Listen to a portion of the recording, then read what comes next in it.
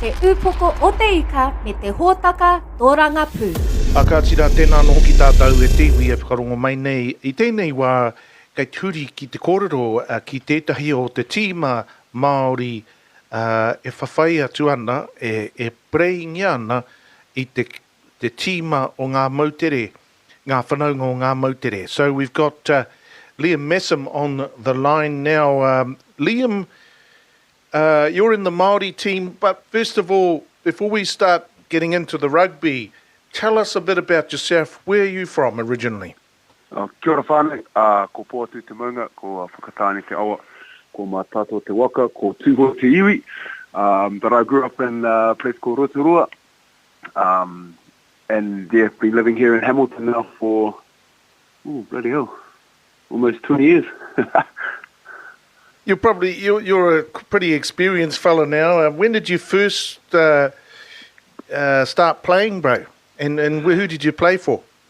I guess I was a late bloomer to rugby. I started playing rugby when I was 12 for Mary St. Michael's down there in Rotorua. I played football to start off with since I was a young kid. So, just played down there since I was 12 and never looked back. What am I, 36 now? So, yeah, been playing for a while. Oh, you're a crower now, bro. Yeah, I know. I've been a crower for a while now. Hey, so tell us about your first game for New Zealand Māori, because when was it and how was it for you? Yeah, 2006 was my first time in the Māori team. We travelled to San Francisco to America, and I'm going to say it's probably one of the best trips I've ever been on, rugby trips I've ever been on in my career. It was just awesome to be involved in that team, because the whole kaupapa is not about rugby.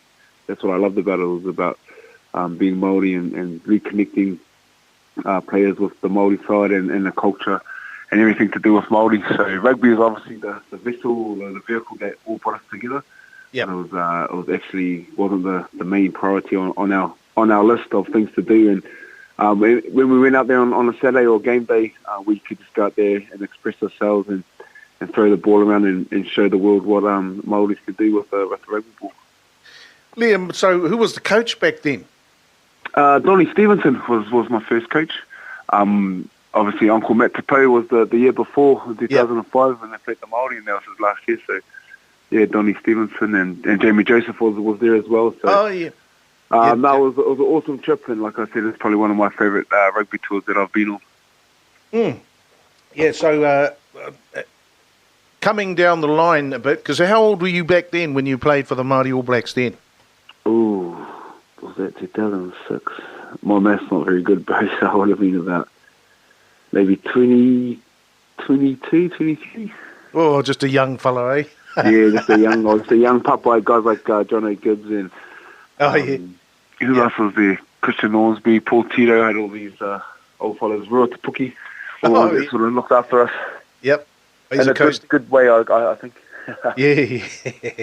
So you must have did you captain the Māori All Blacks at all? Yep, captain the Māori All Blacks for a few years when we played in I think it was called the Pacific Cup. It was ourselves, Samoa, Tonga, Fiji, and Australia A. So I've captained them a few times. What was that like? Tell our listeners what that, being the captain of the Māori All Blacks and having all that pressure from all those Māoris out there for you to win, bro. What was that like?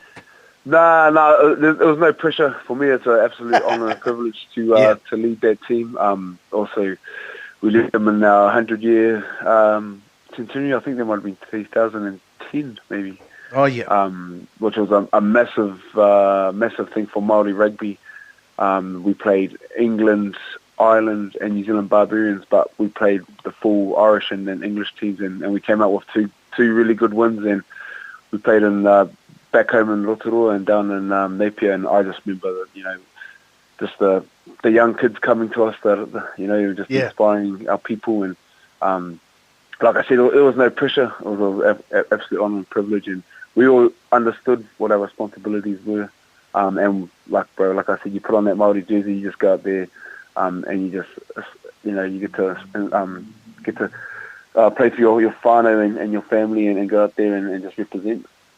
Mm. Now, you were a... Because you must have got better and better because you became part of the All Blacks squad of the World Cup winning team in 2011. What was that experience like? Because that's another level of intensity, isn't it? Yeah, oh, it's awesome, man. Like, we all grow up to be All Blacks. So it was, it's a dream come true to be able to play for the All Blacks and represent our country. It takes a lot of hard work, though. I don't think people realise how hard it is to one, to become an All Black, and then two, to be able to stay there and do it for a long time. So, I always loved playing for that team.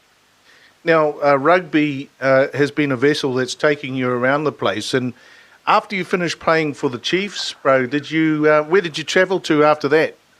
Yeah, I've been really blessed with rugby because it's given me the opportunity to see the world and travel around the world. And I lived 3 years in Japan, playing up there, and then just recently finished playing up in France for the last 2 years. So, got a lot to be grateful for the game. Yeah.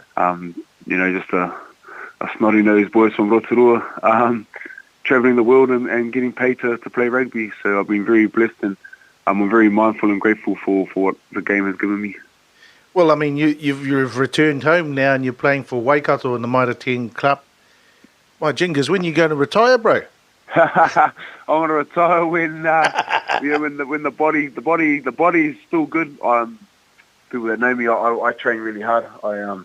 I come from the school of Gordon Titchens, so I know what it's like to push my body through pain and through hell, and I look after myself really well. So I know people say this is a young man's game, but the way that sports science has come into the game now, into high performance, I think there'll be a lot of guys that can continue to play rugby for a long time if they look after themselves, do the right things. And then the fire's still burning. I'm still loving still loving training, still loving the grind, still loving competing every weekend. The only hard thing is the Mondays and Tuesdays. It takes a bit longer to recover these days, but still loving the grind. And once that passion dies up, then there'll be time to hang up the boots. They always say, when it's time. But I'm lucky I haven't had that time yet. Or I haven't had that feeling yet. Now, tell us about this game that's coming up on the 5th of December. How are you approaching that? Yeah, I think it's an awesome initiative from New Zealand Rugby. It's just I see it as a great celebration of Māori and Pacific rugby. And again, I think rugby is the last thing on everyone's list. I think it's just a great opportunity for us, especially as Māori and Pacific Islanders, to be proud of who we are, to be proud of what we can achieve, and just go out there and celebrate our cultures because, somewhere down the line we'll be all related somewhere. Yeah, so, absolutely. Is it another way to foster the whanaungatanga with our Pacific whanaungas?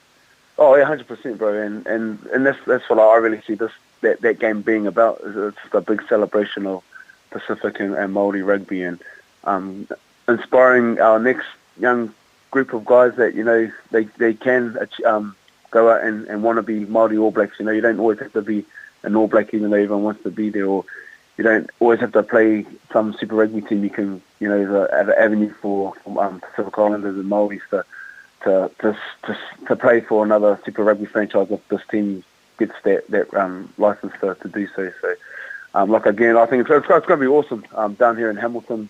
I'm back here at my home ground down at the Park. So it should be an awesome weekend of fun and festival and a lot of good kai, hopefully, on both sides.